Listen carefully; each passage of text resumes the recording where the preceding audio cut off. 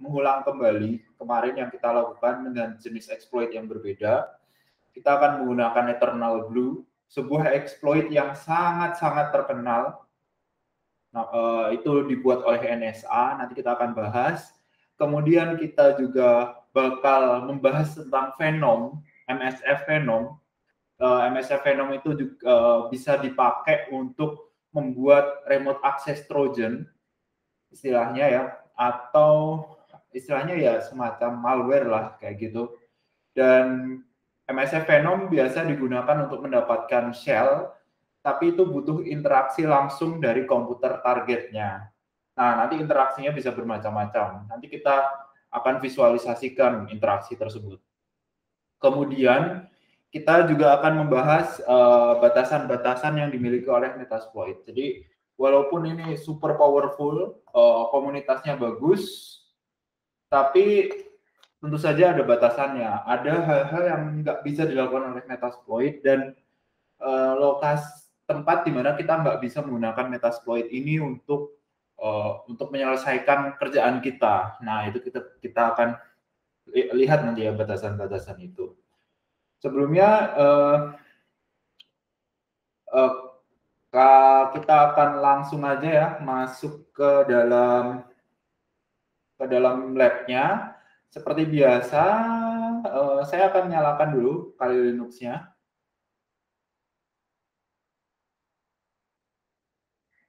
Terus juga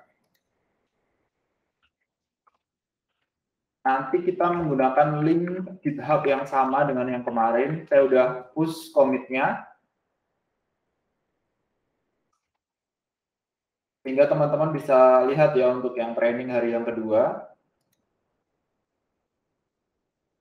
Di sini saya akan masukkan ke dalam Google Meet. Ke dalam chatnya Google Meet. Nah itu, untuk hari kedua yang kita lakukan di situ, kita akan menggunakan Eternal Blue, MSF Venom, dan kita ingin coba nambahin custom modul nantinya.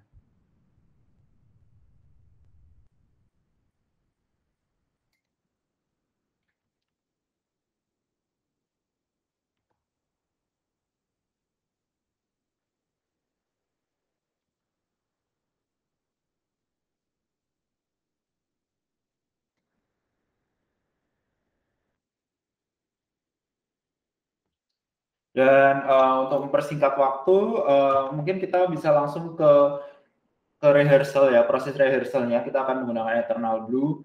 Nanti, sebentar.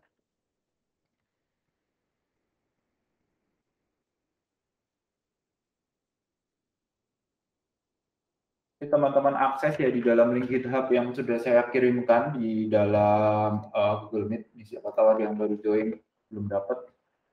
Nah ini ya, kita akan menggunakan ini ya. Jadi di sini kita masuk ke ruangannya dulu ya. Di sini ada ruangannya TryHackMe. Ini sebatas untuk kita cari target aja ya, daripada kita deploy dengan RAM sendiri, kita pakai TryHackMe buat coba-coba kayak gitu. Dan ini udah jelas, dia udah jelas vulnerable terhadap Eternal Blue. Kemudian nanti teman-teman itu ya, teman-teman start mesin ya dari sananya. Sebentar ya, ini kayaknya settingnya tadi saya ubah-ubah.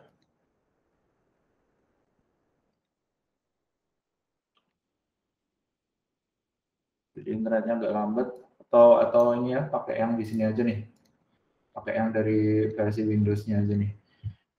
Nah sini ya, kita akan start mesin ya dari sini untuk mendapatkan targetnya. Terus sambil menunggu IP address-nya muncul, kita akan berbicara tentang apa itu Eternal Blue. Apa sih sebenarnya Eternal Blue ini ya?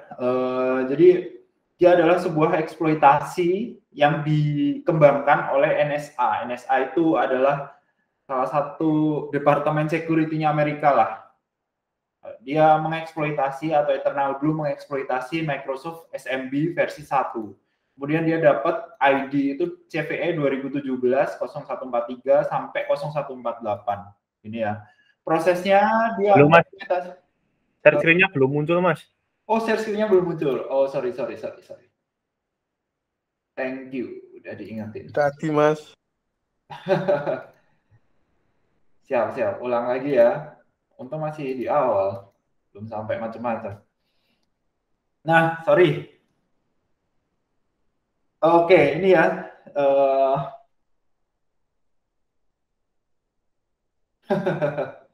Ya emang plus minusnya ini ya Google Meet ya. Karena pakai browser, nggak muncul pop-up-nya gitu. Atau bisa dinyalakan ya notifikasinya mungkin. Oh, bisa dinyalakan. Oke. Jadi kita ulang lagi. Tadi saya sudah ini deploy ya, udah deploy ini ya, deploy mesin nih di TryHackMe ya. Yang linknya yang udah tertampil di sana. Terus habis itu start mesin dan sampai dapat IP address-nya, butuh 1 menit lah kira-kira. Kemudian tadi kita membahas tentang Eternal Blue ya, dia mengeksploitasi SMB versi 1, dapat ID CVE 2017-0143, CVE 2017-0148. Jadi 143 sampai 148 itu semuanya untuk Eternal Blue, karena di sana berbagai macam yang dieksploitasi. Jadi untuk Eternal Blue sendiri itu ada tiga kali eksploitasi. Yang pertama dia melakukan integer overflow, kemudian yang kedua buffer overflow, yang ketiga adalah heap spraying. Kalau mau info lebih lanjut, lebih teknis tuh, silahkan klik aja link tersebut. Kemudian exploit ini terambil alih oleh sebuah organisasi bernama Shadow Broker. Jadi keambil gitu ya. Ini exploitnya punya NSA. Itu udah 5 tahun. Jadi sebenarnya vulnerability pada Windows ini udah 5 tahun.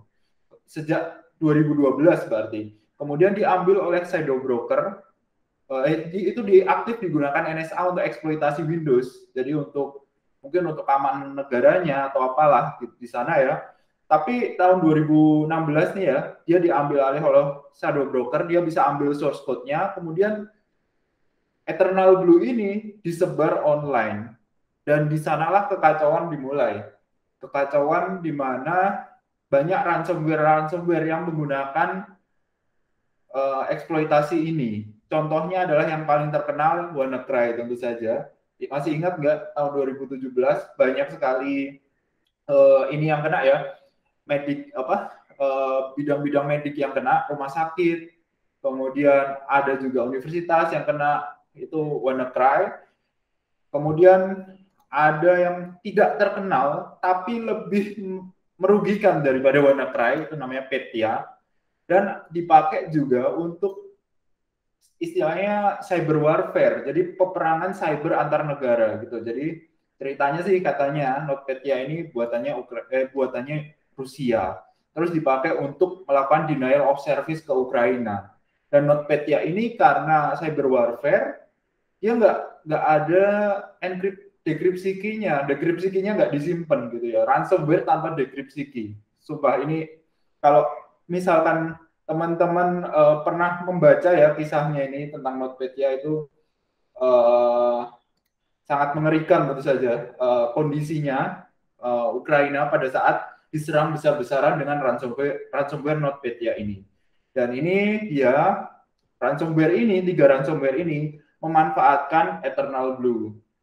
Jadi ini adalah salah satu exploit yang cukup terkenal di dunia cyber security. Nah, makanya saya pilih Eternal Blue untuk dicoba. Dan sedikit notes, eksploitasi Eternal Blue, karena dia melakukan 3 kali eksploitasi. Di sini eksploitasi ini sangat-sangat rentan terhadap delay, terhadap paket loss. Jadi sekalinya udah paket loss di tengah-tengah eksploitasi, itu udah buyar, eksploitasinya udah nggak berhasil, harus ulang dari awal lagi gitu. Dan kadang-kadang ini menjadi trouble saat kita melakukan hacking menggunakan CTF atau kita melakukan remote connection dari tempat yang sangat jauh. Di sini kita agak sulit sebenarnya untuk menggunakan Eternal Blue.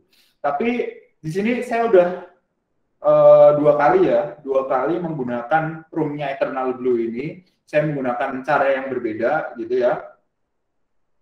Satu berhasil, satu gagal gitu. Satu gagal itu ya karena tadi saat ada delay-nya, saat delay-nya besar, saat ada paket loss itu saya gagal eksploitasi eternal blue. Tapi begitu koneksi dilancarkan gitu, itu saya berhasil mengeksploitasi eternal blue. Jadi nanti kita masih agak abu-abu nih. Di sini kita bisa secara lancar untuk mengeksploitasi dengan eternal blue atau enggak. Kalau misalkan gagal, saya akan membuat satu attack box ya dari TryHackMe itu ya. Kalau yang free itu dapat 1 jam ya, dapat 1 jam attack box. Jadi kita bisa akses Linux mesin dengan beserta hacking toolsnya secara online melalui browser gitu ya. Jadi itu memakan sedikit sekali memori dan cocok buat teman-teman yang punya memori laptop di bawah 4 GB, di bawah 8 GB tentu saja. Nah, oke. Di sini tadi kita udah dapetin nih IP address-nya ya, 10.10.223.148. Oke, jangan lupa untuk melakukan koneksi VPN dulu.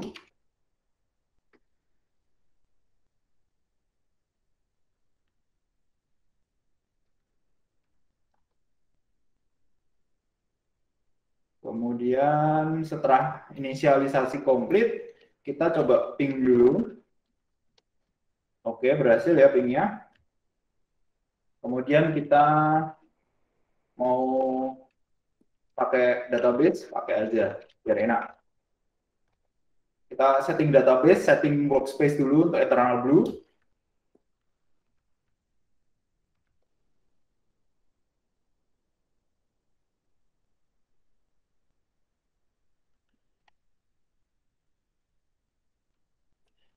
Kemudian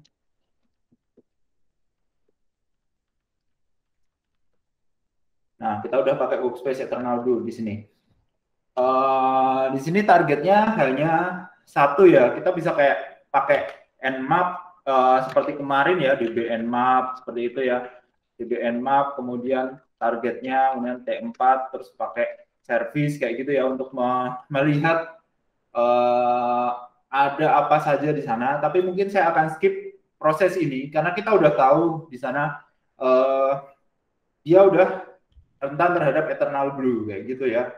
Jadi saya interupsi nmap-nya. Kalau teman-teman mau pakai nmap juga silahkan. Ini untuk rehearsal aja, untuk maksudnya penyegaran yang kemarin. Kita akan melihat ya, search, kita cari sebuah exploit yang namanya adalah eternal blue.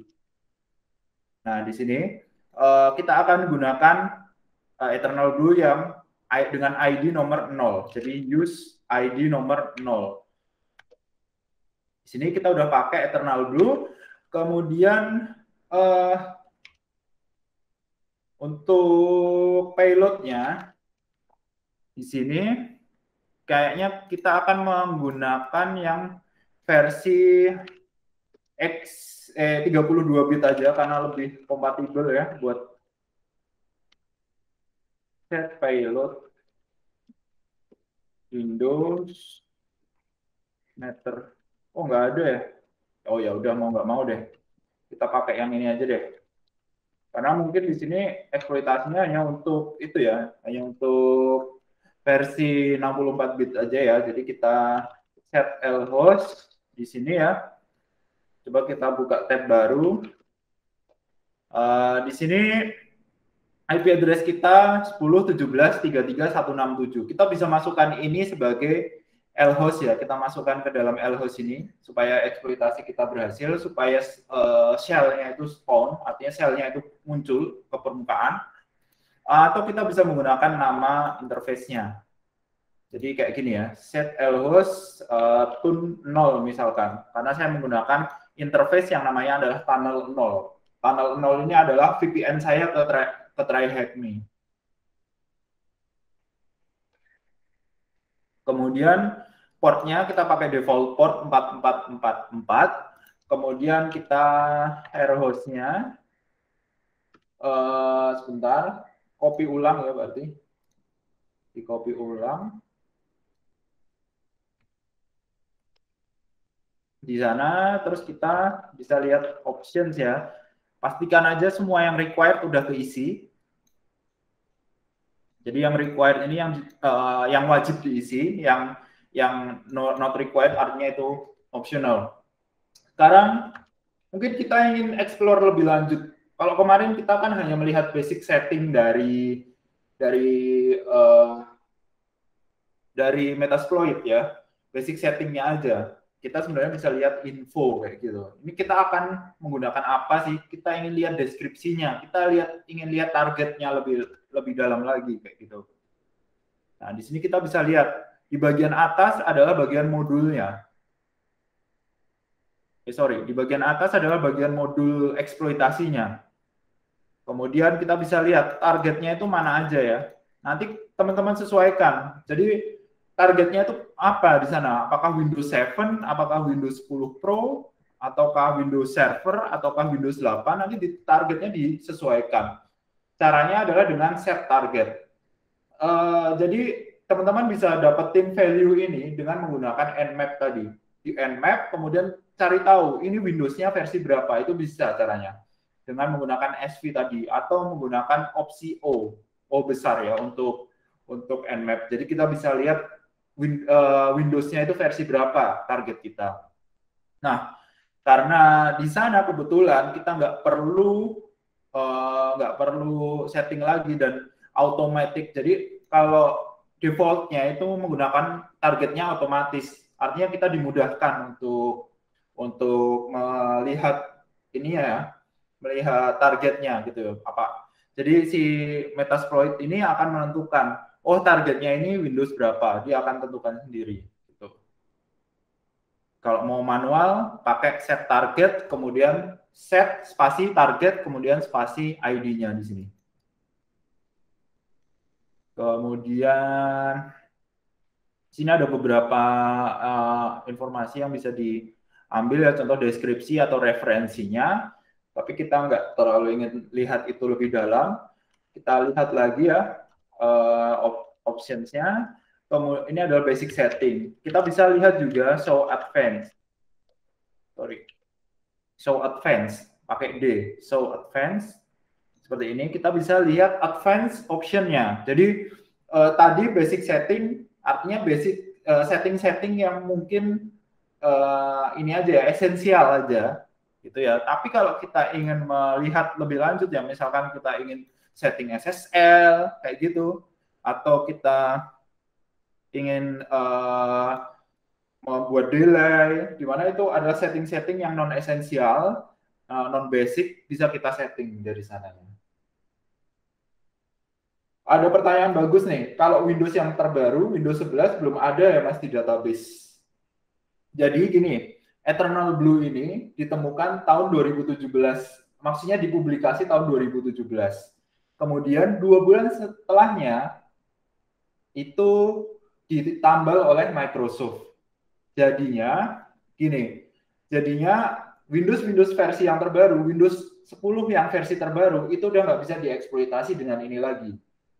Windows 11 apalagi? Windows 11 baru keluar tahun 2021 kemarin kan, baru dipublikasi 2021 kemarin. Nah, makanya di sini di targetnya itu nggak muncul Windows 11. Gitu. Jadi target ini bukan maksudnya target secara general. Ini adalah target spesifik exploit tertentu. Jadi kita menggunakan exploit Eternal Blue. Kemudian target yang bisa kita ambil, si Metasploit udah tahu, ini targetnya saya kasih ada 0 sampai 8 gitu. Pilih salah satu kayak gitu. Kalau makanya di sini juga nggak ada Linux gitu kan ya. Makanya di sini juga nggak ada Linux karena si Metasploit itu udah tahu Eternal Blue itu nggak bisa di Linux. Eternal Blue itu nggak bisa di Windows 11. Makanya nggak dikasih di sini gitu ya. Ya dikasih opsinya untuk mencari Windows 11. Tapi nanti ada caranya untuk mengeksploitasi Windows 11, tapi tidak dengan eksploitasi seperti ini. Kita akan langsung mengirimkan payloadnya dengan Venom. Nanti kita coba deh. Kemudian rekaman, oke, rekamannya sedang kita proses ya. Jadi mungkin akan kirimkan secara bebarengan. Jadi kita untuk rekamannya masih mempertimbangkan yang kita kirimkan itu rekaman di sini di Google Meet, karena ada ininya ya, karena ada interaksinya. Kalau di Google Meet tentu saja rekaman di Google Meet atau rekaman OBS yang memiliki resolusi tinggi. Tapi kemarin ada yang menyarankan untuk apa ya, untuk biar resolusinya itu 1080 kayak gitu ya. Kita lagi pertimbangkan itu, apakah kita upload dua-duanya ataukah yang OBS saja yang kita upload gitu. Oke. Jadi gitu ya untuk rekamannya ya. Iya benar, benar. Rekaman kemarin nggak sengaja emang ada kredensialnya. Itu juga passwordnya udah diganti ya, udah diganti karena udah ketahuan publik dan nanti bakal ada yang disensor ya, sensorship dikit ya.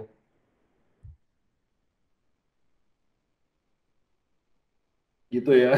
Ya emang catatan pribadi ya banyak kredensialnya ya. Kredensialnya hanya itu biasanya kalau yang saya catat itu kredensial buat akun-akun lab kayak gitu. Jadi kemarin ada yang tahu tuh, udah ada kedapetan tuh akun lab saya. Oke, jadi gitu ya. Ini beberapa pertanyaan dan beberapa advanced option yang ada di Metasploit. Kita udah, kalau optionnya udah, sorry. Oh ya, masih ada satu lagi. Ada evasion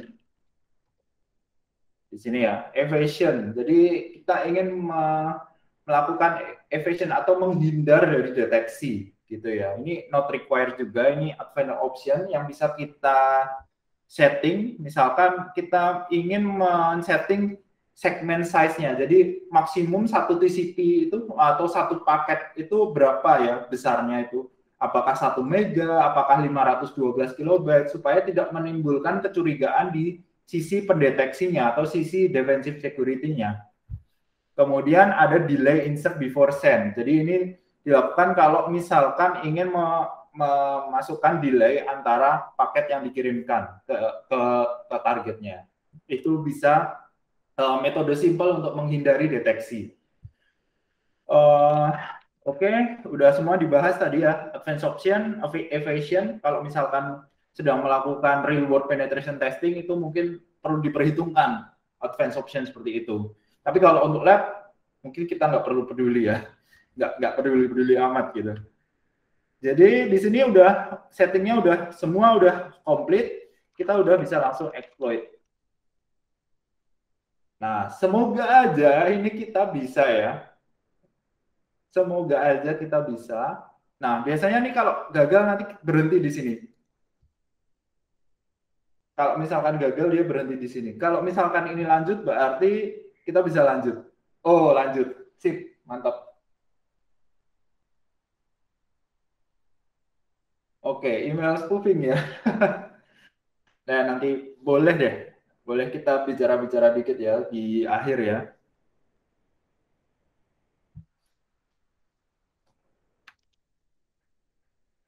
Oke, ini udah ya, udah kita meterpreternya udah spawn, udah muncul.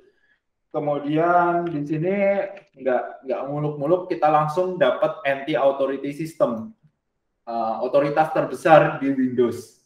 Kita nggak perlu privilege escalation lagi gitu.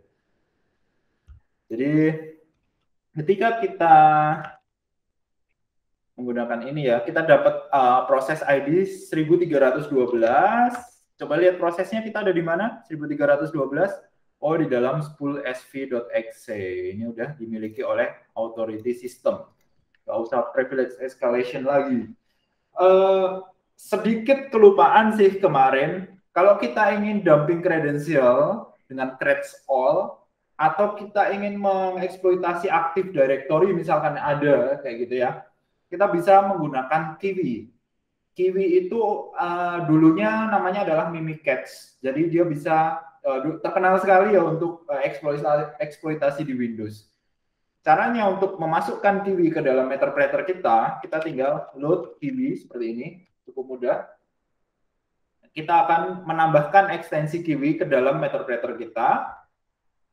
Nah, oke, sukses ya. Kita bisa lihat ya, help lagi, kita dapetin satu tab baru nih. Kita dapetin Kiwi Comment. Misalkan kita mau dumping kredensial, semua kredensial di sana, atau kalau misalkan tahu teman-teman cara apa itu golden ticket ya, kita bisa create golden ticket untuk Active Directory di sini, sehingga kita bisa dapat persistensi di dalam sistemnya. Atau kita bisa dump LSASM ya dari proses, kemudian kita bisa mengganti password dari usernya, kayak gitu. Dengan menggunakan Kiwi kita membuka berbagai kemungkinan serangan lagi di sini. Kita mungkin coba ya catch all di sini ya. Nah, ternyata tapi sayangnya passwordnya ini nggak disimpan di dalam prosesnya, jadi kita nggak bisa lihat. Kalau passwordnya disimpan di dalam proses, nanti kelihatan di sini passwordnya. Oke. Atau kita juga bisa seperti kemarin, hashdump biasa. Nah, hashdump ya, kita bisa ambil ya John ini ya, kemudian kita bisa eksploitasi dengan cara yang kemarin.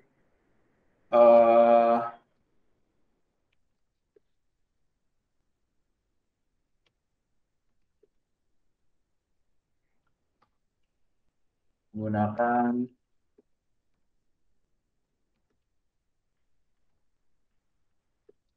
hashcat ya, kemudian hash, kemudian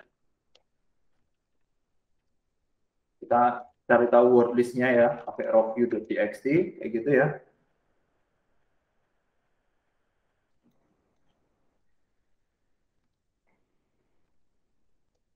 Nah ini kita udah dapet ini passwordnya. Jadi passwordnya ALKFNA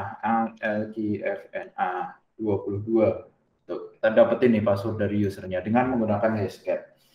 Itu yang kemarin kita lakuin. Mungkin dari TryHackMe ada hal spesifik tertentu nggak ya yang bisa dipakai? Oh, hanya nemuin flag ya? Nggak terlalu spesifik. Nanti teman-teman kalau mau menyelesaikan silahkan selesaikan sendiri ya ininya roomnya. Kita cuma pakai buat target aja kayak gitu.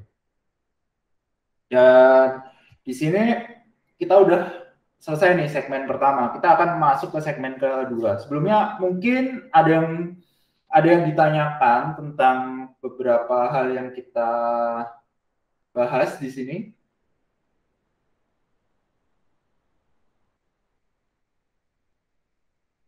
Oke, belum ada ya, belum ada pertanyaan. Mungkin kita masuk ke segmen yang kedua. Segmen kedua itu adalah kita menggunakan Venom, MSF Venom. Untuk lab kali ini, saya butuh satu mesin lagi gitu ya. Saya butuh satu mesin lagi. Saya akan spawn mesin ini ya, Windows saya ya. Di sini, nah ini ya, kita bisa nih, kalau yang cara yang ini kita bisa eksploitasi Windows 11. Cara yang ini, tapi butuh interaksi nanti. Interaksi langsung dengan komputernya. Jadi komputernya harus melakukan suatu ya, targetnya harus melakukan suatu. Contohnya eksekusi lah. Targetnya harus mengeksekusi, baru kita bisa mengeksploitasi ini.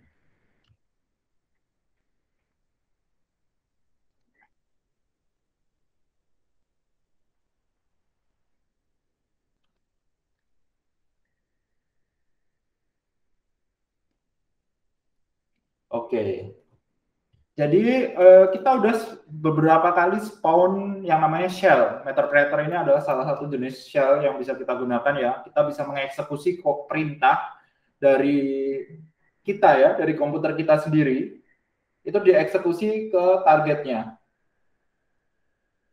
Nah, itu yang namanya shell. Sebenarnya shell ini ada bermacam-macam. Kemarin udah kita bahas sedikit, tapi mungkin kurang detail. Sambil menunggu Windows-nya itu muncul di situ, mungkin kita ingin bahas tentang shell itu sendiri. Jadi kalau menggunakan Metasploit di sini kita sebenarnya punya dua pilihan. Awalnya punya dua pilihan, nanti terus-menerus akan bercabang. Saat kita ingin melakukan, kita menentukan kita ingin melakukan spawn shell di sana, misalkan untuk post exploitation kita spawn shell, itu kita bisa milih ya, ada dua jenis ya, ada shell biasa, ada Meterpreter gitu ya. Meterpreter itu jadi shell yang emang udah ada default command tertentu yang bisa kita gunakan. Kalau shell biasa ini adalah shell seperti halnya pada komputer aslinya, natif komputernya. Nah, kalau kita sedang mengeksploitasi Windows, tentu saja kita akan dapat shell CMD kalau kita pakai yang ini. Kita bakal dapat CMD ya, dapat command prompt biasa. Bolehlah mungkin kita coba. Meterpreternya kita quit. Mungkin kita ganti shell biasa ya di sini. Set payload. Windows x64 shell. Kemudian reverse TCP. Ini kita nggak pakai Meterpreter. Jadinya kayak apa nih kalau misalkan kita nggak pakai Meterpreter? Terus tentu saja ada opsi yang harus kita isi. Sepertinya udah keisi semua ya. Kita bisa exploit di sini. Nah, oke, sambil menunggu. Semoga berhasil eksploitasinya.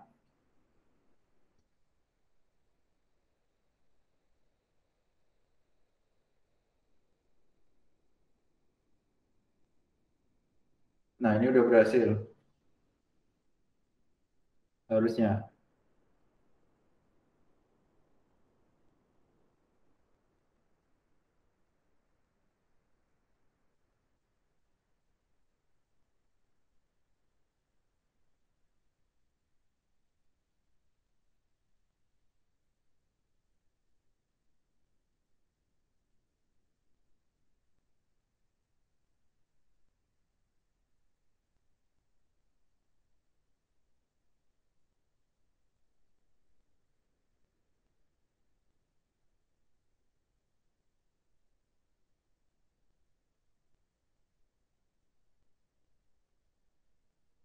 Gagal ternyata.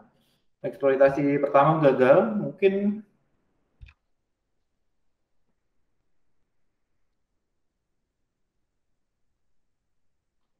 yang kedua berhasil ya.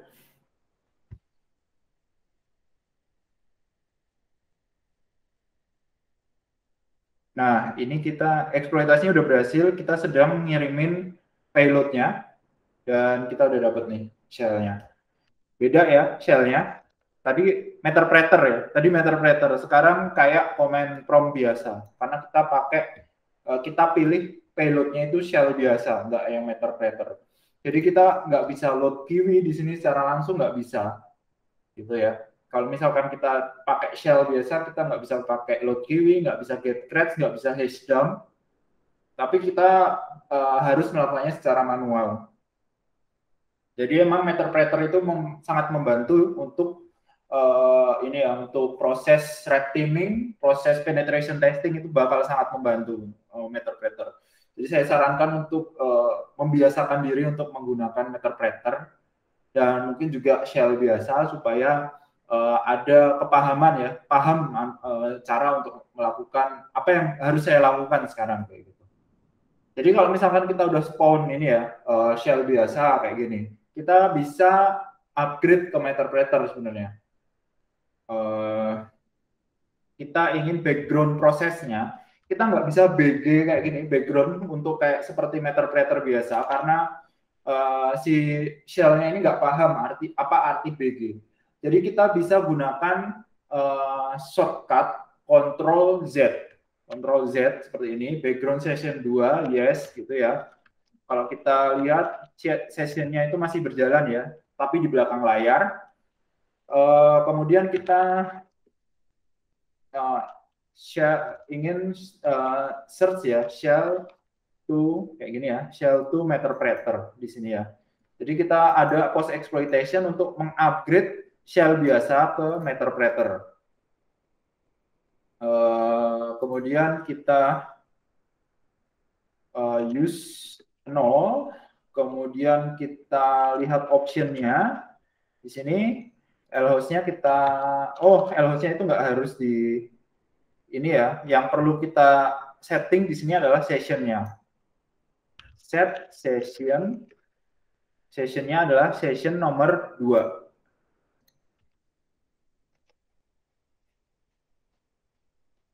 Kemudian kita exploit.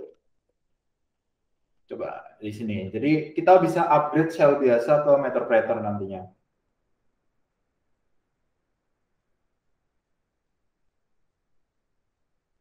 Oke, kita lihat sessionnya. Sepertinya tadi eksekusinya berhasil, tapi nggak spawn ya. Mungkin kita set lhost to 0, set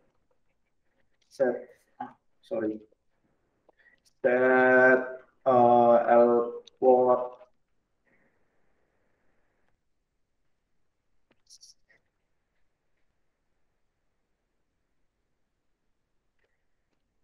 session.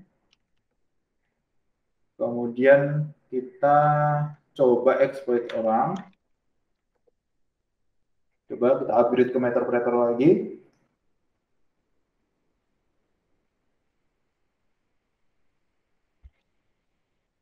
Nah ini kita berhasil nih. Kita udah standing stage ya. Jadi payload kita dikirimkan lewat sesi sebelumnya.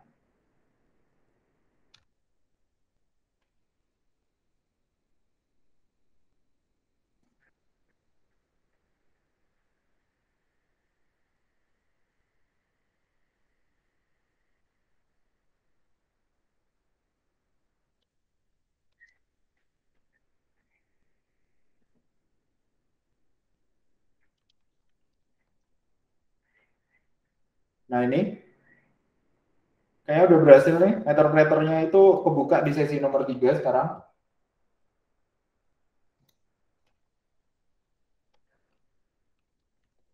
Nah ini dia. Jadi tadi sesi nomor 2 adalah shell biasa, sesi nomor 3 adalah Meterpreter. Kita interaksi dengan session nomor 3, di mana Meterpreter berada. Nah, kita dapetin Meterpreternya ya. Nah, oke. Atau coba kita interaksi dengan shell yang biasa, yaitu di sesi nomor 2. Itu ya. Nah, kita bisa dapat shell biasanya gitu ya. Jadi ini pilihan sih sebenarnya, mau pakai shell biasa atau enggak, atau bahkan dari Meterpreter itu bisa spawn shell biasa dengan bilang shell gini ya. Kita pakai shell di dalam sesi Meterpreternya gitu. Kita dapetin shell biasa nanti. Kalau misalkan Meterpreter ini kok rasanya kok agak sulit gitu ya, kita bisa spawn shell biasa. Nah, kita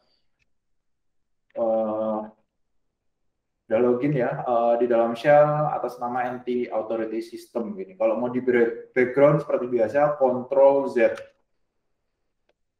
Kita akan kembali lagi ke Meterpreter. Yaitu untuk ini ya, untuk shell itu sendiri. Jadi pilihannya tadi kalau pakai Metasploit mau pakai shell biasa atau pakai Meterpreter kayak gitu. Shell biasa dia native command. Kalau teman-teman ahli perintah-perintah di Windows gitu ya, coba pakai shell biasa dulu gitu. Atau misalkan teman-teman ingin cepat melakukan eksekusi, pakai Meterpreter gitu. Atau untuk latihan juga boleh. Kemudian ada setelah kita menentukan apakah kita pakai shell atau Meterpreter, kita menentukan kita menggunakan reverse shell atau bind shell gitu. Setelah itu kita memutuskan untuk menggunakan staged atau non-staged. Gitu ya, staged atau non-staged. Nanti kita bahas ini untuk shell payloadnya. Jadi yang pertama kita bahas reverse shell dulu. Reverse shell kita bahas nih. Jadi kalau ingin spawn shell di dalam satu server gitu ya, itu harus ada, kan ada target, ada pelaku gitu ya, ada attacker, ada target gitu ya. Ini attacker, ini targetnya gitu. Salah satu harus inisialisasi koneksi, salah satu harus mendengarkan kayak gitu. Jadi untuk reverse shell, server ini dibuat menginisialisasi koneksi ke kita. Kita hanya mendengarkan, komputer kita mendengarkan di sana untuk segala jenis koneksi yang masuk. Kemudian server ini akan melakukan inisialisasi koneksi dan membuat shell tadi ya, baik shell biasa atau meterpreter di sana, dikirimkan segala jenis ininya ya, perintahnya atau kemampuannya itu dikirimkan ke kita ya. Interaksinya dikirimkan ke kita yang bagian yang mendengarkan. Ini untuk spawningnya aja. Kemudian kebalikannya ada bind shell. Kita yang melakukan inisialisasi koneksi, servernya yang mendengarkan, gitu ya. Attacker, target, servernya mendengarkan. Jadi kalau kita inisialisasi koneksi, berikan shell ke kita, kayak gitu. Jadi dua ini berbeda ya, tapi bisa saling melengkapi satu sama lainnya. Jadi kan kalau teman-teman paham networking, ada IP yang nggak bisa diakses dari internet, namanya ada IP private. Nah, itu bisa digunakan untuk menentukan apakah kita ingin menggunakan reverse shell atau bind shell. Kalau misalkan teman-teman kebingungan, itu secara garis besarnya atau secara generalnya kita akan menggunakan reverse shell.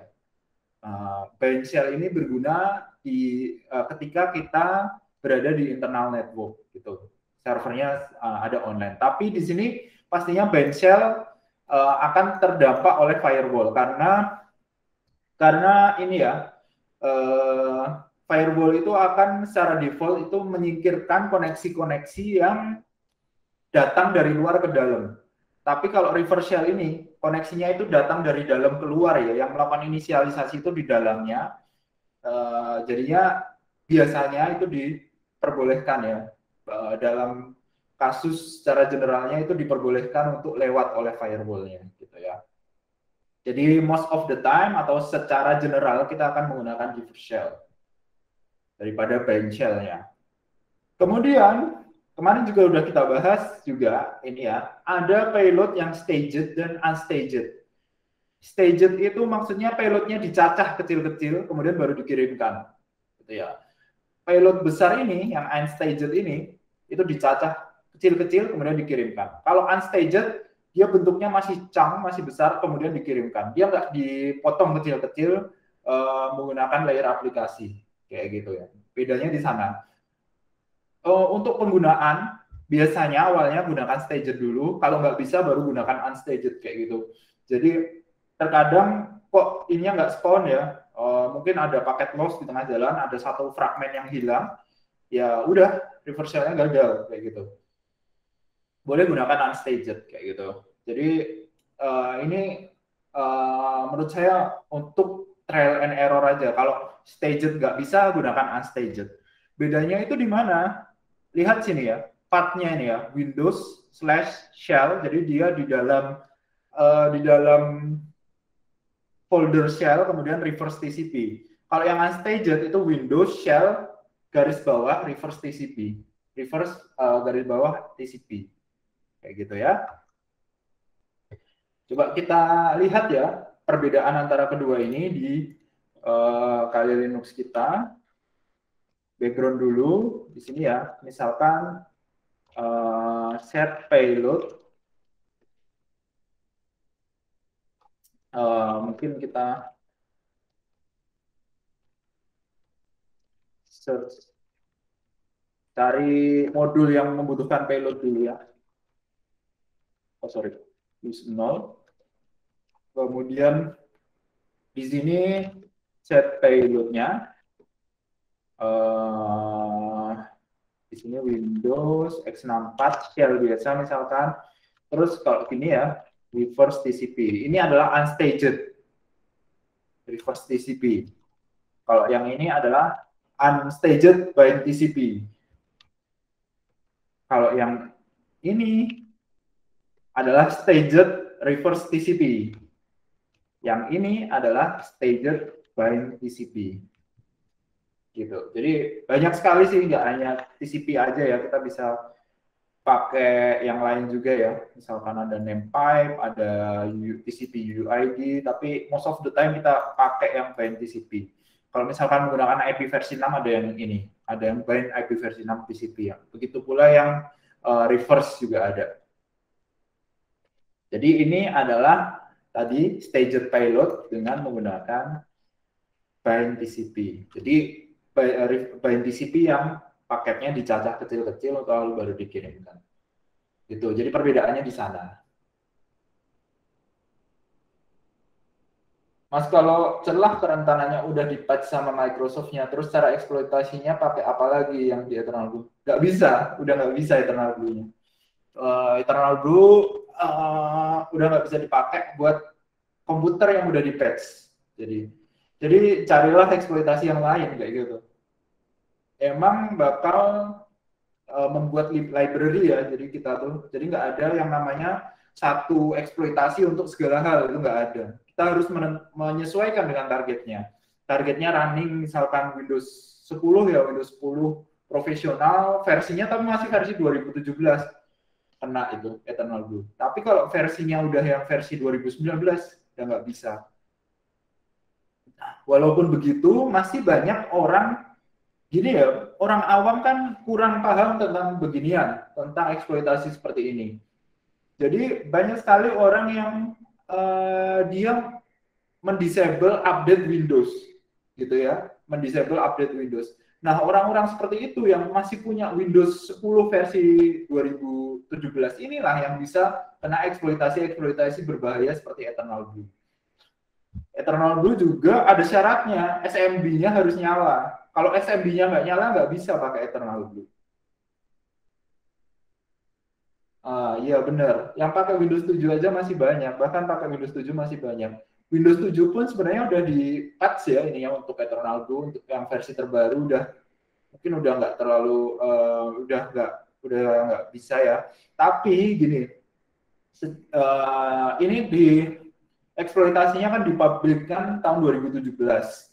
Terus tahun 2019 itu masih banyak ternyata komputer yang vulnerable terhadap ini. Jadi banyak orang yang nggak nge-patch gitu. Tahun 2019 kemarin.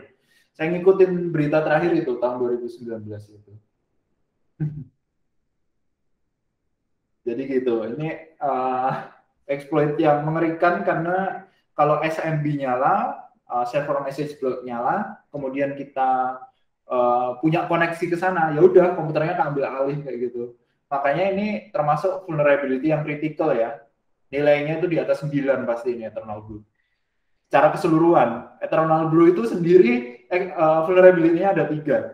Ada 3. Jadi teman-teman cari yang 44 kalau nggak salah ya. CVE yang 44 tadi. Sorry, nggak terlalu apa kalau CVE-nya. Ini ya, CVE 2017 0144 itu yang remote code execution yang berbahaya.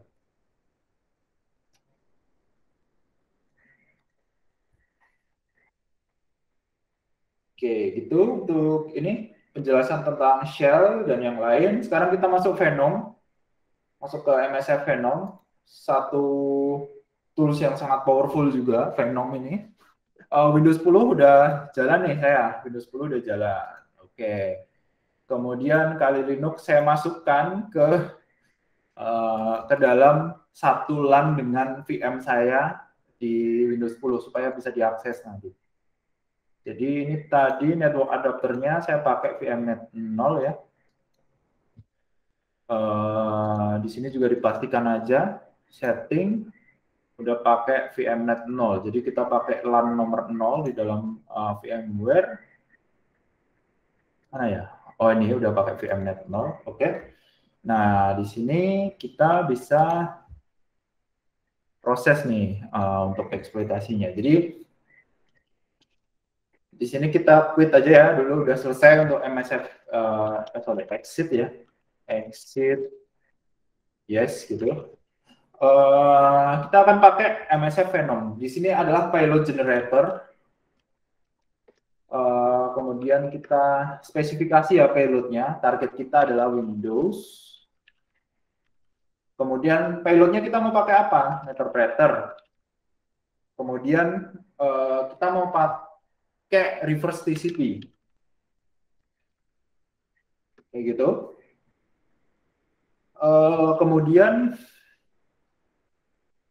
Kemudian kita perlu setting beberapa opsi yang ada di sana ya. Contohnya lhost kayak gini ya.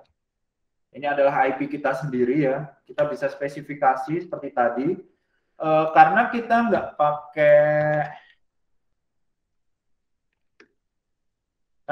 pakai tunnel 0 lagi. Karena ini adalah jaringan internal saya, jaringan internal antara VM, virtual machine. Jadi saya akan pakai Ethernet 0. Itu lhost ETH0, portnya kita pakai 4444 seperti biasa. Tapi kalau misalkan teman-teman sedang melakukan real world penetration testing, jangan pakai port 4444, jelas diblokir. Karena itu karena kalau latihan hacking pada pakainya port 4444. Kemudian kita formatnya, kita ingin format .exe. Kemudian di sini kita buat sebuah nama yang sedikit misleading. Jadi misalkan usernya itu biar ngeklik gitu ya. Misalkan kalkulator.exe kayak gitu. Nah, ini tinggal ditunggu aja, dia akan generate sebuah payload.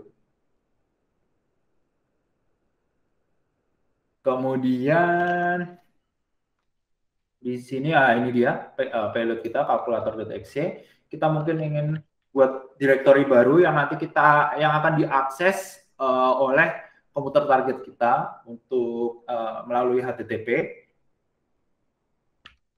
Mkdir meta hari 2 PD meta hari 2. Di sini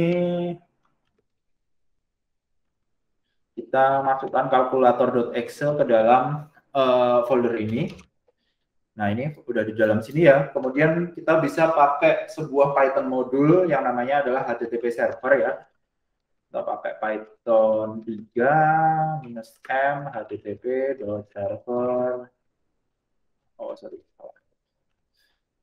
Nah, ini kita udah nyala ya, ada HTTP server yang mengarah ke folder tadi.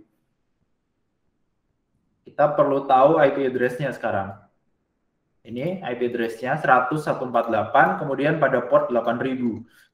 Kita bisa akses dari komputer Windows kita. Oh iya, untuk Windows ini, antivirusnya, Windows Defender-nya sudah saya disable.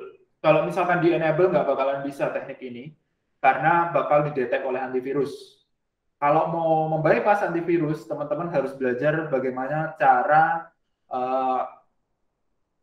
evasion. Jadi antivirus evasion itu ada di bagian eksploitasi, gimana caranya menghindari deteksi antivirus. Karena deteksi antivirus kurang lebih ya dia signature detection. Kalau misalkan bitnya itu di random atau misalkan di encode itu nanti kemungkinan besar ya bisa tembus. Tapi karena Windows itu udah ya sedikit lebih mutakhir ya antivirusnya, jadi kita bakal sulit kalau kita akan membahas evasion. Mungkin kalau mau bahas evasion kita di lain waktu. Untuk mempermudah saya turn off, jadi antivirus saya off-kan dulu. Kemudian di sini kita bisa mengakses ya 192.168.148 148 ya tadi. Kemudian port 8000. Nah, ini ya, tadi ya ada kalkulator.exe yang mana kita bisa download ya. Kita klik di sini. Download aja kayak gitu ya. Kemudian di sini pada kali Linux-nya saya akan buka satu tab shell baru lagi. Saya akan masuk ke dalam Metasploit lagi.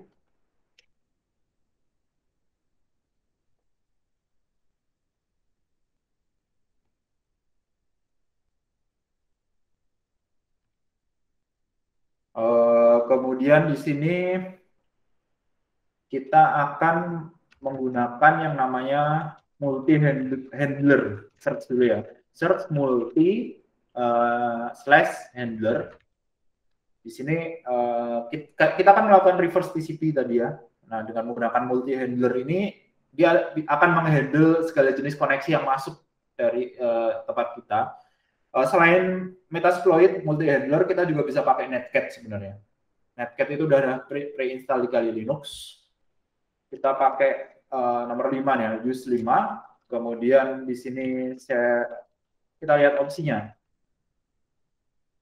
Opsinya lhost ya, kita wajib masukkan lhost ya. Set lhost Ethernet 0.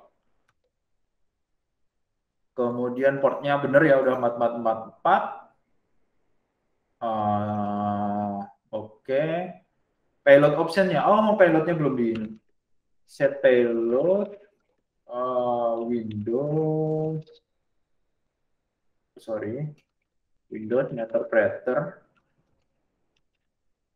interpreter reverse TCP.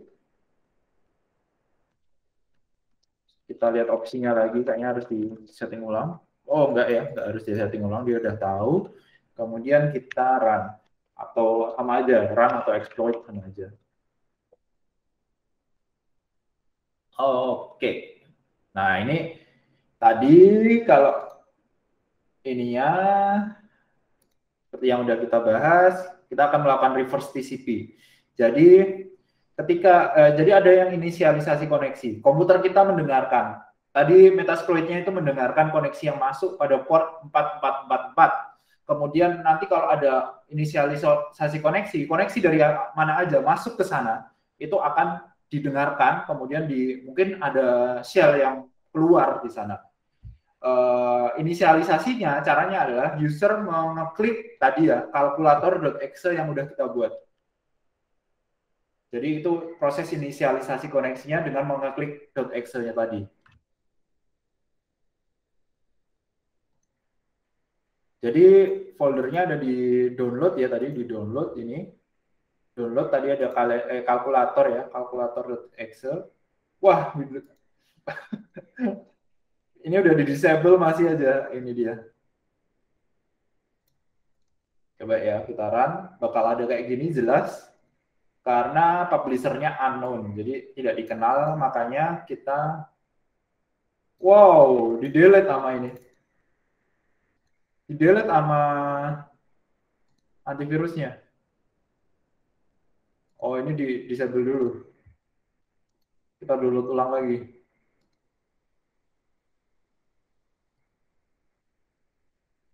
Nah, ini ya, calculator.exe kita download ulang tadi. Terus kita klik 2 kali. More info, run anyway. Wow. Nah, ini ya. Ya walaupun antivirusnya teriak-teriak, tapi kita udah masuk ke sana ya. Kita udah di dalam enterprise. Wah, dihapus lagi sama Windows. Prosesnya dihapus sama Windows-nya.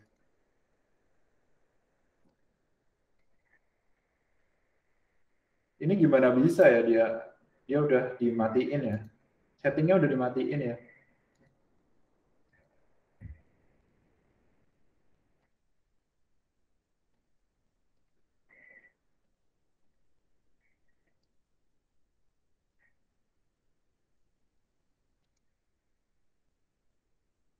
Coba lihat meter-meternya masih ini enggak?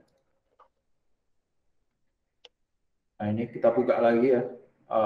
Listenernya, pendengarnya yang mendengarkan koneksi, run anyway. Kayak nggak terjadi apa-apa, tapi kita udah masuk ke dalam komputer targetnya. Get UID, kita dapat tadi ya, komputer Windows tadi udah jadi milik kita. Nah, untuk eksploitasi ini bukan eksploitasi ya, ini udah ngirimin malware kalau ini namanya. Udah ngirimin remote access Trojan. Ini bisa digunakan baik di Android, di iOS, di Mac, di Linux, di Windows 11 juga bisa. Jadi ini dia lebih kayak mengeksploitasi keteledoran usernya sampai ngeklik tadi dan sampai mematikan antivirus kayak gitu. Jadinya kita bisa masuk ke sini. Tapi untuk secara general bakal sulit sih kalau antivirusnya itu jalan. Kita harus tahu bagaimana caranya menghindari deteksi antivirus. Kita harus buat satu payload yang bisa menghindari deteksi antivirus tersebut. Gitu ya untuk Venom.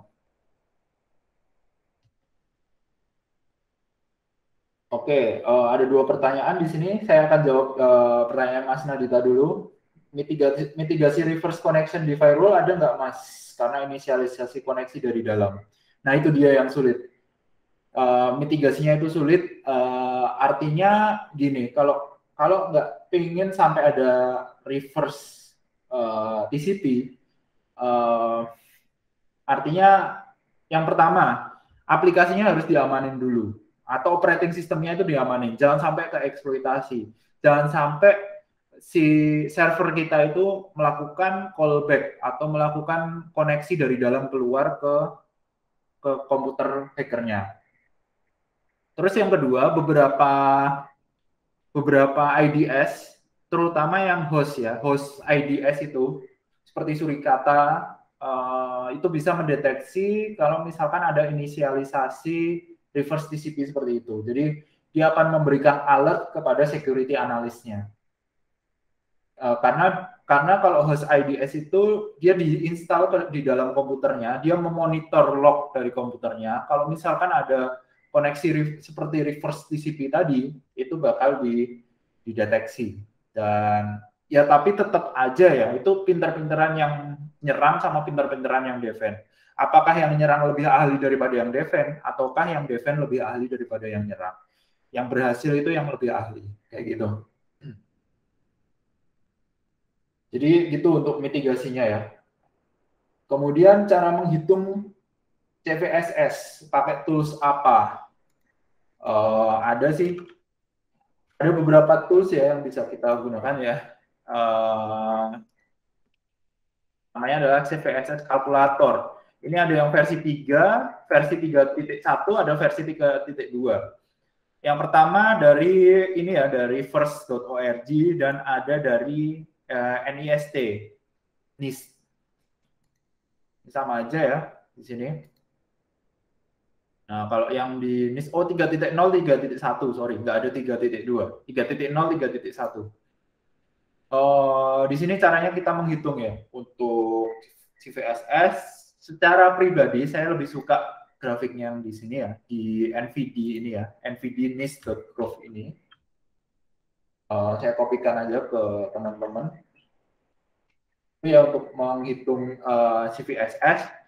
Jadi coba kita hitung mandiri nih. Coba kita hitung mandiri berapa skor dari vulnerability tadi. Vulnerability yang bisa dieksploitasi oleh Eternal Blue. Jadi di sini ada beberapa ya, ada AV ya. Jadi attack vektornya apakah harus datang langsung mendapatkan akses fisik, memiliki jaringan lokal, atau ini harus di dalam satu jaringan, atau bisa lewat network gitu ya. Maksudnya bisa lewat jaringan eksploitasinya. Jelas Eternal Blue tadi eksploitasinya lewat jaringan. Kemudian complexity, attack complexity-nya low karena tadi kita tinggal running satu perintah aja kayak gitu. Kemudian privilege required, jadi level privilege yang dibutuhkan untuk melakukan eksploitasi enggak sama sekali. User interaction enggak sama sekali karena eksploitasinya kita kirimkan langsung ke exploit gitu kan. Enggak butuh campur tangan user kalau si Eternal Blue tadi. Scope ini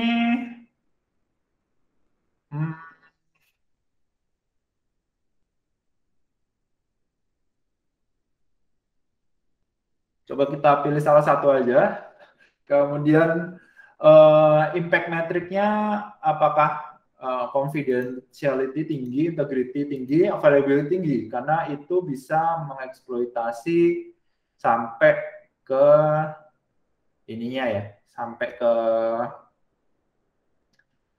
mengeksploitasi sampai masuk ke dalam shell-nya gitu dengan spawn meterpreter.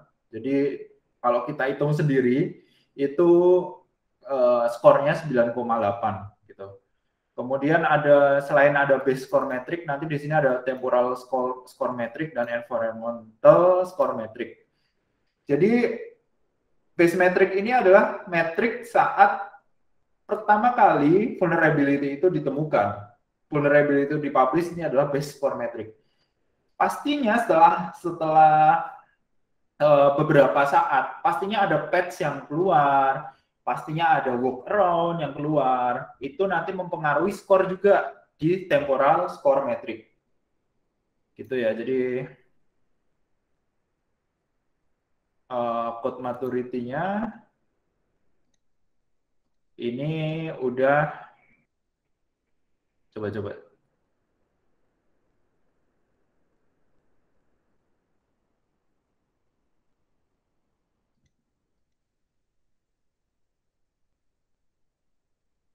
Oh, ini ada ya.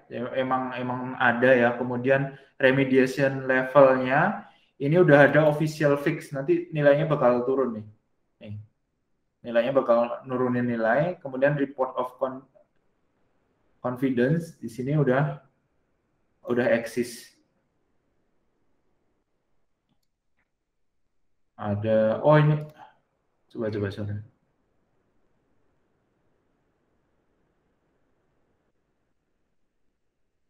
Oh iya, udah confirm. Itu jadi levelnya 9,4. Ini kita hitung sendiri ya di tahun 2022 itu kayak apa. Misalkan nanti kalau misalkan ya ini berbeda-beda sih ini kalau udah sampai temporal metric. Base score metric mungkin bisa sama, tapi kalau udah sampai temporal score metric, environmental score metric itu bisa berbeda-beda. Terus di environmental ini menghitung vulnerability tersebut pada jaringan kita sendiri, gitu ya, pada service yang kita miliki, gitu ya. Metriknya ini ya tentu saja network ya, kemudian complexity-nya low karena udah kita patch mungkin.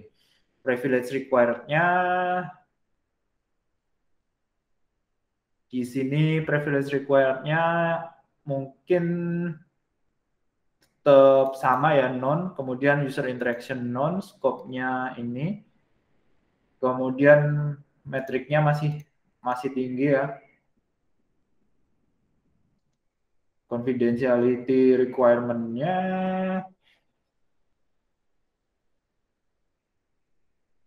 oke. Jadi kalau sampai ke eksploitasi di sana. Jadi skornya di sini tetap 9,4 ya dengan environmental yang kita gunakan kayak gitu. Jadi di sana ya untuk sedikit mungkin pencerahan untuk CVSS kalkulator ini. Jadi biasanya sih yang ditampilkan pada ini ya, kalau kita lihat sih, kita lihat tadi CVI berapa, sering lupa, 2017 0144 di sini ya.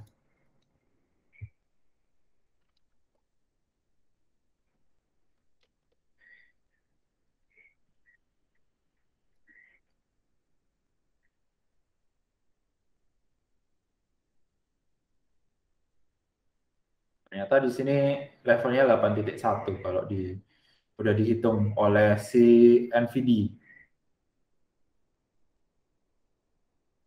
8.1.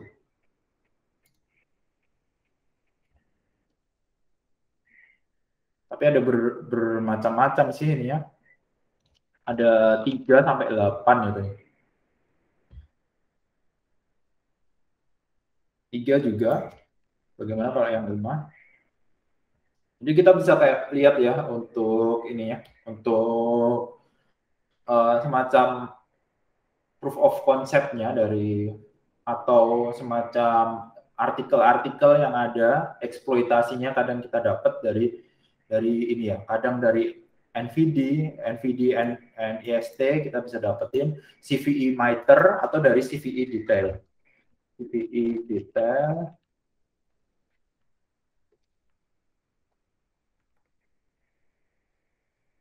Nah ini. Nah ini yang hitung 9,3 ini. Emang bisa berbeda-beda tiap ini ya, tiap platform perhitungannya bisa berbeda-beda. Tapi itu masih masuk kritikal. Ada 3 yang bisa kita lihat ya di sini.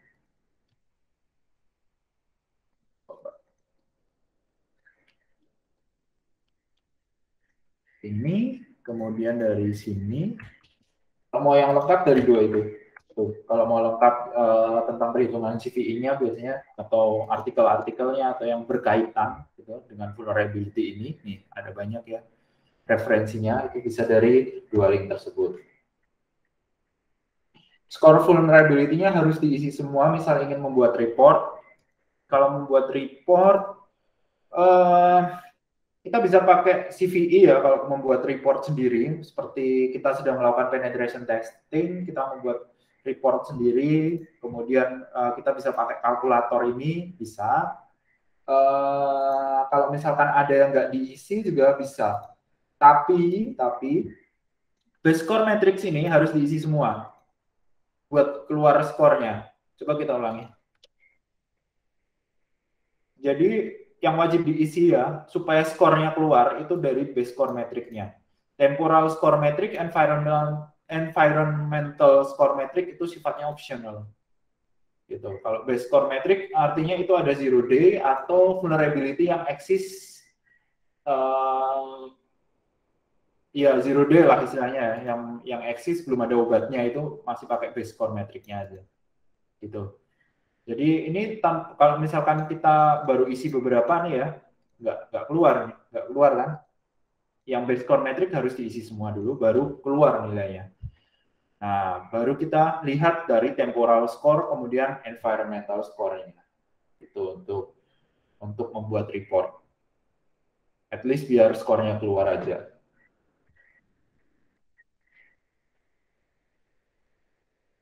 Ya, sama-sama. Kemudian apalagi nih sekarang? Kita mau ngapain lagi nih? Oh iya, modul dari Metasploit ya. Modul dari Metasploit ini kalau teman-teman perhatikan sebenarnya yang di Kali Linux itu nggak update. Update-nya bisa mungkin ketinggalan setahun kali ya, lama banget pokoknya. Di sana ada 3 lokasi yang teman-teman bisa ambil ya untuk mendapatkan modul Metasploit. Baik dari Rapid7, ExploitDB, atau dari GitHub-nya Metasploit-nya langsung. Tuh. Jadi kalau dari Rapid7, dari Rapid7 ini, /db ini ya, ini adalah database yang paling update. Ya 2 ini ya, karena dari Rapid7 ya, ini database yang paling update. 2 ini database yang paling update dari Metasploit. Di sini kita mungkin ingin lihat modul ya. Kemarin misalkan yang populer, vulnerability apa? Log4Shell.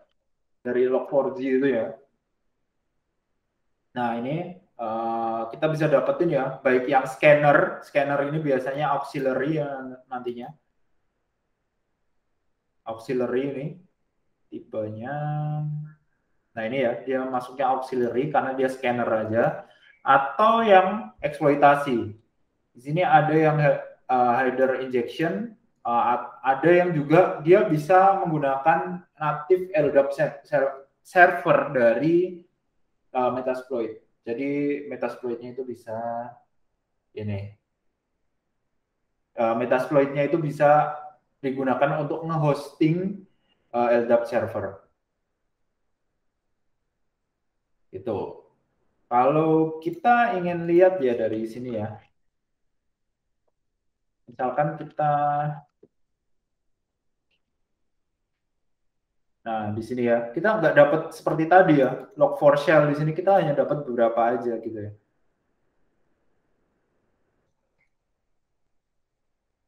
So, ini ya kita ini ada 5 nih. Kita saat search Log4Shell di versi yang ini, itu kita nggak dapat semuanya. Kita cuma bisa dapat beberapa aja, dan itu ya kurang enak lah buat ini ya, buat eksploitasi, karena Metasploit ini seharusnya kan powerful. Harusnya eksploitasinya itu, code eksploitasinya di sana lengkap gitu.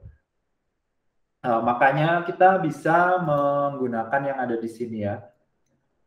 Dari Metasploit Framework ini, di dalam modulsnya ini, ini kemarin kan kita udah bahas ya, ada modul ya, ada baik auxiliary, kemudian exploits, payload, post exploitation, knobs, evasion. Ini kalau kita lihat exploit di sini, ini ada banyak. Jadi di sini database yang paling update-nya. Jadi teman-teman bisa cloning GitHub ini. Kalau nge-cloning GitHub ini artinya teman-teman dapat se-framework-nya gitu ya. Overkill saya emang nggak cuma modulnya aja yang dapat.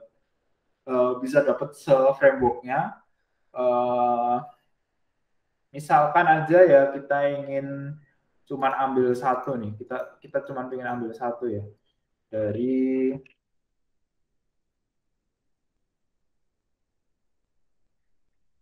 sini.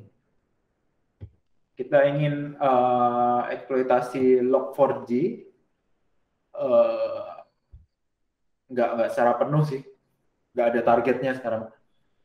Ini ya header injection ini, kita bisa klik modul,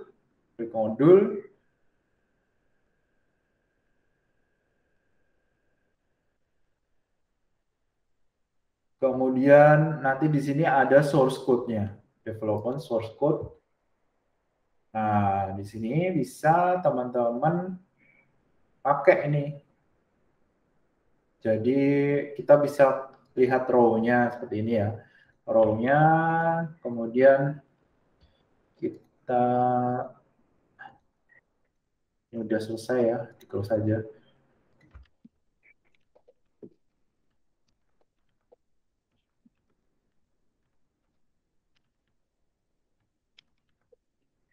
Kalkulator deteksi yang tadi ya. Kita bisa kayak widget, kemudian ini ya, thread ini. Nah, di sini kita remove dulu ya kalkulatornya biar nggak ganggu. Kalkulator Excel tadi yang buat eksploitasi. Di sini ada satu eksploitasi ya, log4shell header injection.rb. Kita bisa pakai seperti loadpad seperti ini untuk mengambil modul dari luar. Tapi nanti ada restriksi tertentu. Kita coba dulu. CTF meta di sini kita udah nggak bisa ini ya, meta exploit dari 2 ya. Ini kita nggak kenapa nggak ada modul yang keluar di sini itu ya. Ingat bahwa Metasploit itu melihat dari membagi eksploitasi berdasarkan modulnya.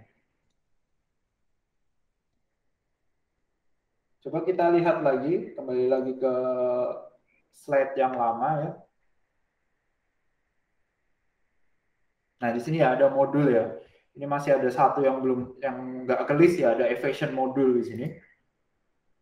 Jadi kita harus membagi exploit yang akan kita definisikan, yang kita import ke dalam Metasploit, ke dalam folder ini, ke dalam pembagian ini. At least ada di bagian situ. Misalkan kita ingin memasukkan ke dalam exploit seperti itu.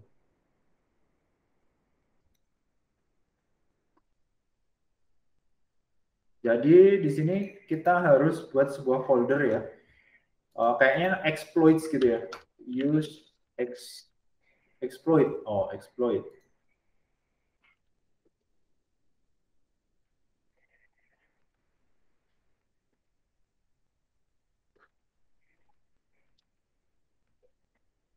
Di sini. Kemudian barulah kita loadpad sekarang.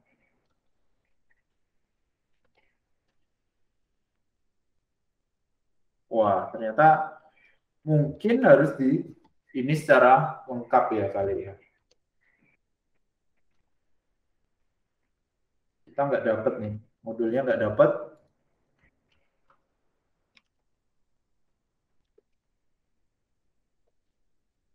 Oke, mungkin kita harus mengcopy secara penuh dari Metasploit ininya ya, dari modul Metasploitnya.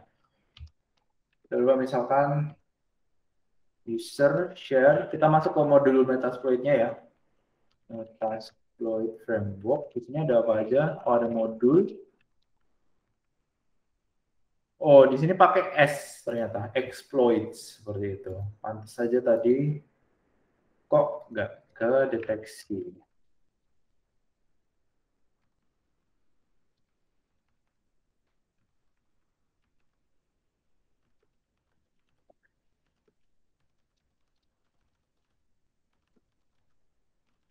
Bisa nggak ya? Ganti nama folder kayak gini di Linux. Oh bisa. Coba. Oh masih nggak bisa ya. Kayaknya harus benar-benar lengkap deh untuk import modulnya, atau kita bisa masukin modul ini ke dalam ini ya, ke dalam folder. Jadi Metasploit itu ngambil modulnya itu dari mana gitu ya. Ada yang primer itu dari user share Metasploit framework modules di dalam sana.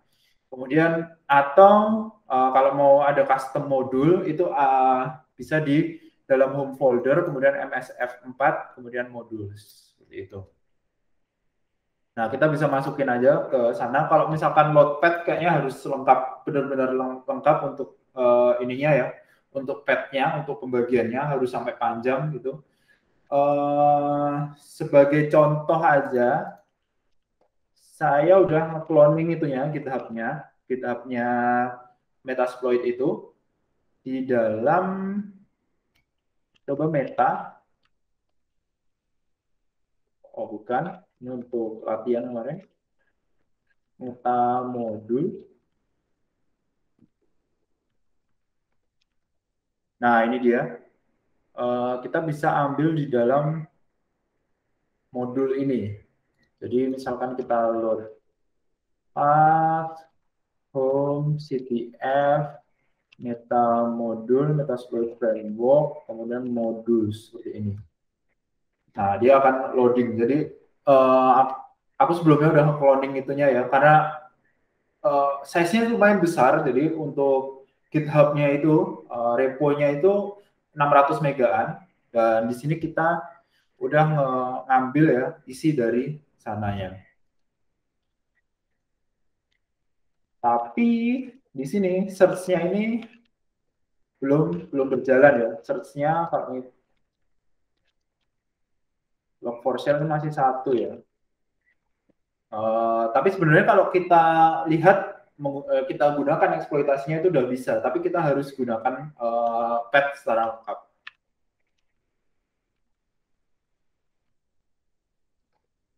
Nah, ini coba kita reload dulu. Saya nggak tahu nih apakah kebaca atau enggak nantinya, dan makan waktu juga nih. Jadi gitu untuk Metasploit modulnya, teman-teman bisa masukin ke dalam sini ya, ke dalam ini home directory ya, home directory-nya Linux, kemudian titik MSF4 ini adalah hidden folder, kemudian di dalam modules, nah di dalam situ banyak sekali modul-modul yang maksudnya bisa ditambahkan custom modul di sana kalau pengen mudah gitu.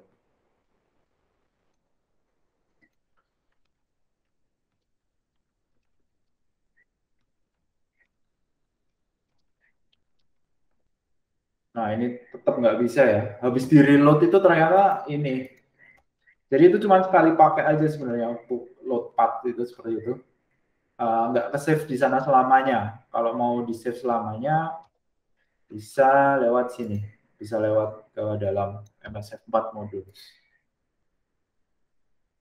Tekniknya bisa menggunakan tadi ya load path di dalam MSF console, atau bisa menggunakan MSF console -m. Jadi pakai opsi M.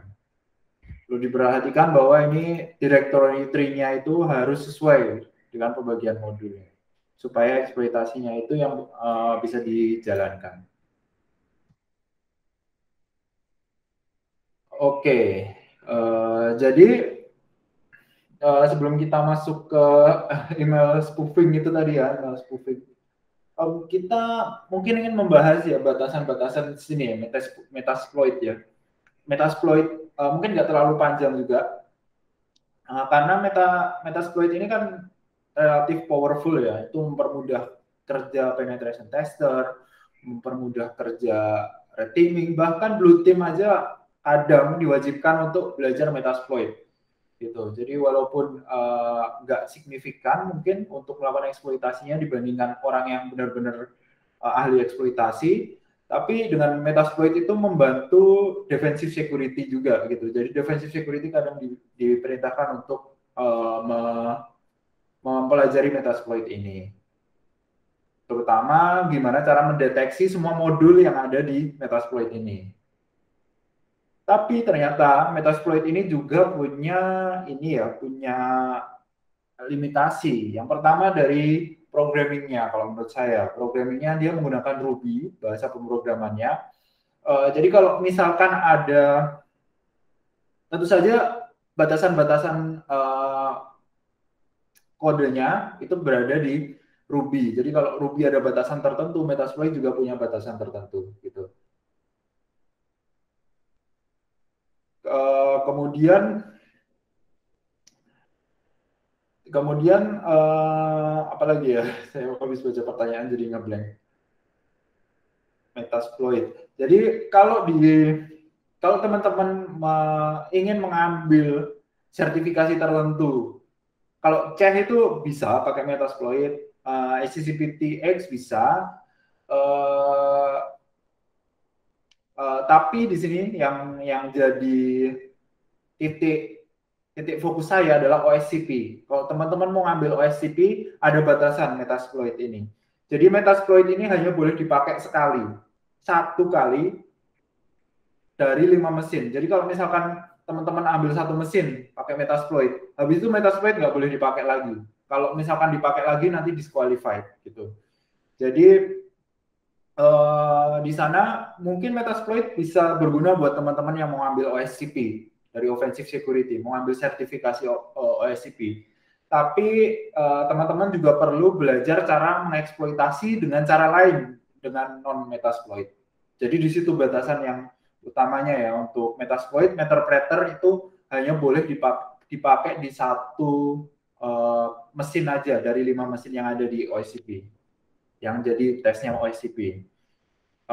Mungkin teman-teman ingin melihat, mungkin teman-teman bakal ingin membaca-baca untuk kalau misalkan mau ngambil OSCP, baca-baca dulu itunya ya, apa yang boleh, apa yang nggak boleh di sana karena ternyata emang cukup strict untuk sertifikasi OSCP sendiri. Kemudian Metasploit bisa jalan di Tmux nggak ya? Ada nggak ya? Aku install Tmux nggak ya di sini?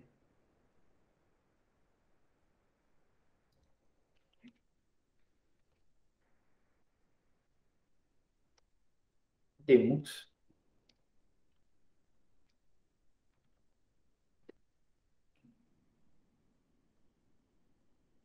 Oh, jalan berarti. Jalan ya? Di Thermux jalan ya? Oh, sorry, bukan di Tmax ya. Thermux Android ya? Gimana ya? sorry. Agak salah ya. Kalau Tmax ini kan buat kalau teman-teman itu ya mau pakai server biasanya pakai Tmax. Kalau Thermux Android.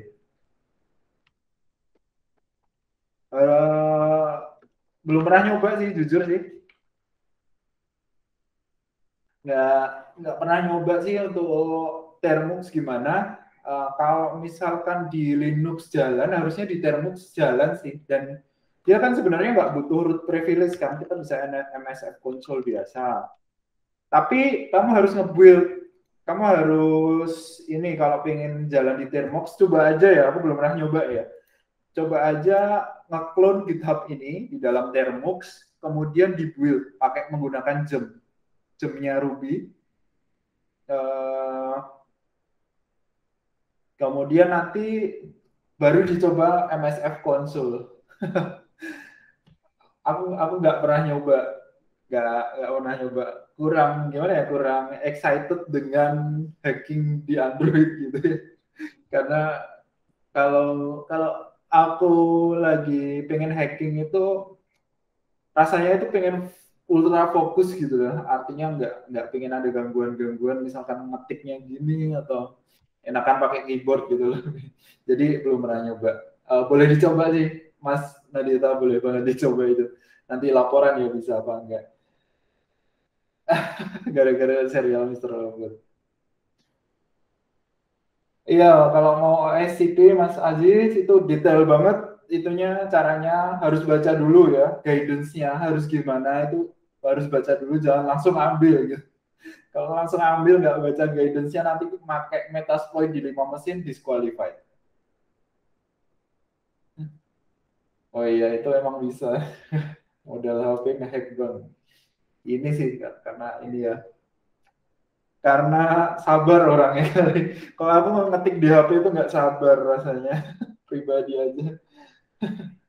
Si siapa? Elliot ya, Elliot Anderson. Oke,